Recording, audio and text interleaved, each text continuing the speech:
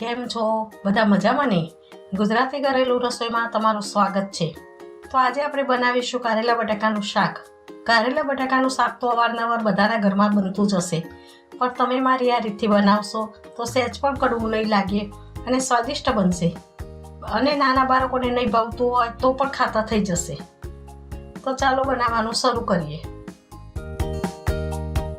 તો અહીંયા મેં 500 ગ્રામ કારેલા લીધા છે અને 250 ગ્રામ બટાકા લીધા છે।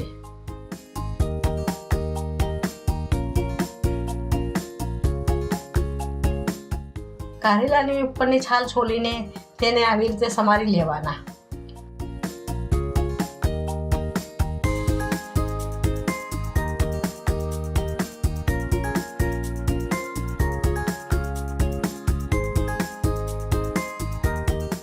તો બધા કારેલા રીતે સમારી લેવાના।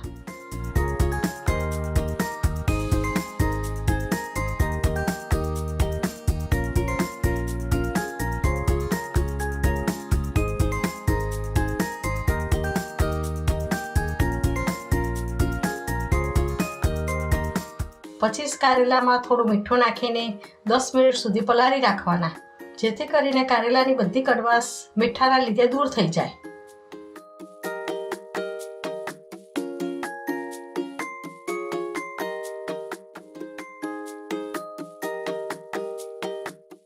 દસ મિનિટ પછી કારેલામાં પાણી રેડીને કારેલાને આવી રીતે હાથથી દબાવીને પાણી કાઢી લેવાનું, જેથી કરીને કારેલાની બધી કડવાશ નીકળી જાય અને કારેલાનું શાક કડવું પણ ના લાગે।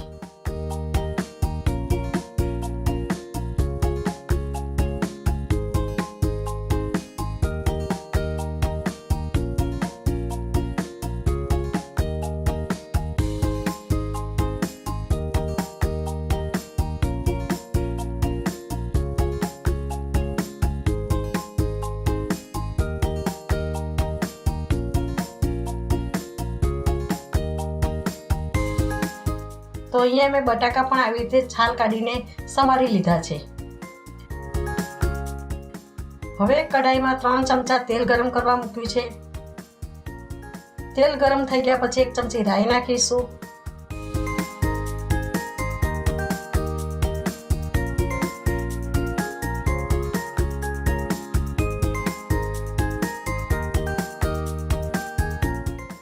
રાઈ સરસ તતરી ગયા પછી એમાં 10 થી 15 કળીઓ જેટલું સમારેલું લસણના ટુકડા નાખીશું।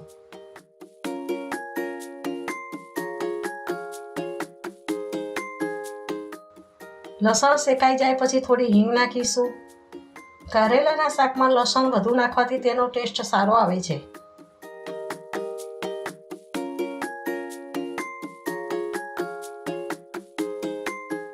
પછી સમારેલા કારેલા નાખીશું, પછી બરોબર હલાવીને મિક્સ કરી દઈશું।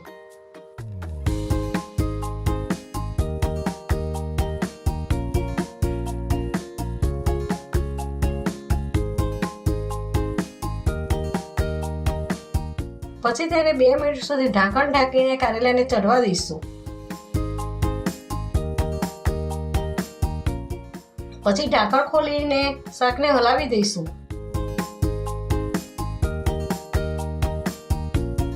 પછી શાકમાં મસાલા કરી દઈશું। 2 ચમચી કાશ્મીરી મરચું નાખીશું, 1 ચમચી હળદર નાખીશું, 2 ચમચી ધાણા જીરું। કારેલાના શાકમાં ધાણા જીરું નાખવાથી શાકનો મસાલો સારો બને છે અને સ્વાદ પણ સારો આવે છે। પછી સ્વાદ અનુસાર મીઠું નાખીશું। મેં કારેલામાં પહેલેથી જ મીઠામાં પલાળ્યા હતા, એટલે શાક બનતી વખતે મીઠું મેં ઓછું નાખ્યું છે। પછી સમારેલો ગોળ નાખીશું, પછી તેને બરોબર હલાવી દઈશું। શાકમાં ગોળ ચડિયાતો નાખવાનો, જેથી કરીને કારેલાનું શાક કડવું ના લાગે અને સ્વાદ પણ સારો આવે।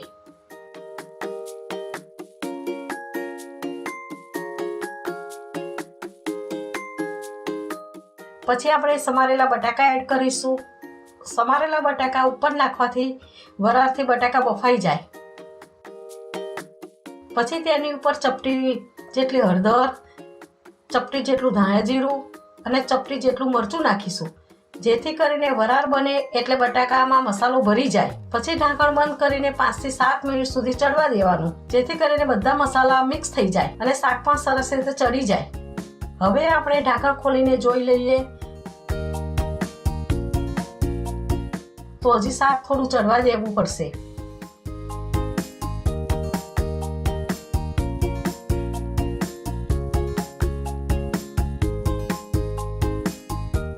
પછી 2 મિનિટ સુધી ચડવા માટે ઢાંકણ ઢાંકી દઈશું.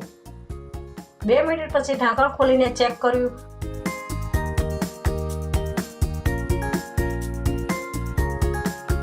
તો આપણું શાક સરસ રીતે ચડી ગયું છે.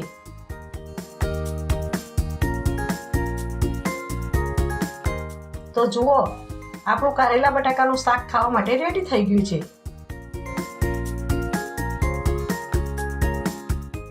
આ કારેલા બટાકાનું શાક તમે રોટલી, ભાખરી કે પરાઠા સાથે ખાઈ શકો છો. તમે પણ મારી આ રીતે કારેલા બટાકાનું શાક બનાવશો તો નાનાઓથી માંડીને મોટાઓને પણ ખૂબ ભાવશે. સ્વાદમાં પણ જરાય કડવું નહીં લાગે. જો તમને મારી એ રેસીપી ગમી હોય તો મારા વિડીયોને લાઈક કરજો અને મારી ચેનલને સબસ્ક્રાઈબ કરજો. જય શ્રી કૃષ્ણ.